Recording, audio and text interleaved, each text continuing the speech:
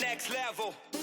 They use this traditional way of making ceramics that has been around in China for centuries. And so I think the fact that they've married something so old with something so new and contemporary is really fascinating. Yeah, the whole project is presented like an art piece. The material research is done very meticulously and with amazing results. The lighting reveals what the space is or what this object is about and what this experience could be. I think what is so incredible here is celebrating one object on repetition, and I think that's what really works here.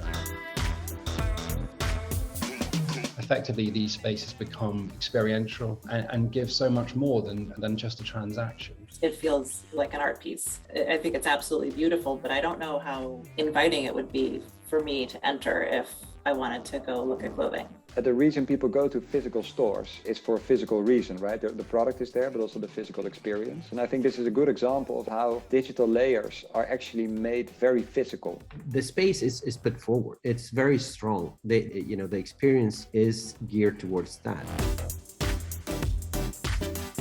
To me, it's a very serene, beautiful space that's very easy to walk into and very inviting and calming and really speaks to what I imagine their brief was. To have this translucent skin wrapping around and then the books that start to create all these layering between the interior space and the exterior space is very successful. I personally absolutely adore this piece of architecture. I think it's one of the reasons I think we've seen so many interesting projects being on this panel. A good design goes beyond the fact that you solve the problem, but you're offering tools. I think this is clearly an example of tool for the community.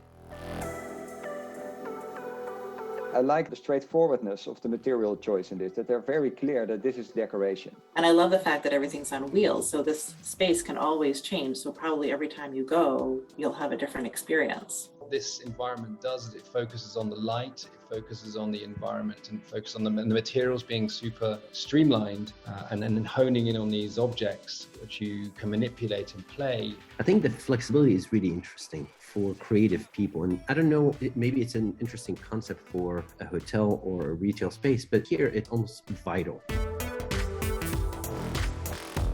Every facet of this space is playful, comes from a sort of an approach in materials which hit the sustainability kind of tick box that I was looking for. Like I love the sink that's on the diagonal, which so it's affecting 3 different heights of people, of little people, with that sort of primary color experience behind it. I think is really special. With low ceilings, a little daylight, there's also ducts in the corners everywhere. So they just did a great job dealing with this location. The designers received the brief and said, let's have fun with it.